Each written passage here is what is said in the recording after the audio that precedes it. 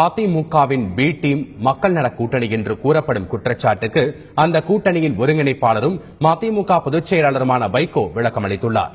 தந்தை டிவியின் கேள்விக்கு பதில் நிகழ்ச்சிக்காக தலைமை செய்தியாசிரியர் ரங்கராஜ் பாண்டே எழுப்பிய கேள்விகளுக்கு அவர் அளித்த பதிலை தற்போது பார்க்கலாம்.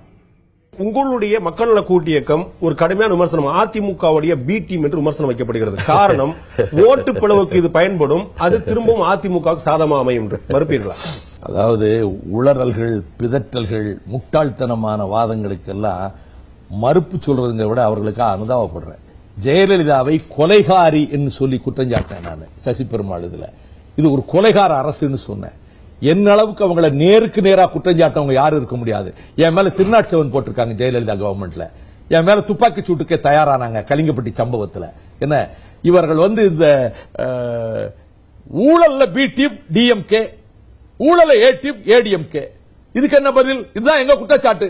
ஏ B, A team ADMK, B team DMK. அவங்க டே லைட் டெக்காய்ட்ஸ், இவங்க நைட் டெக்காய்ட்ஸ்.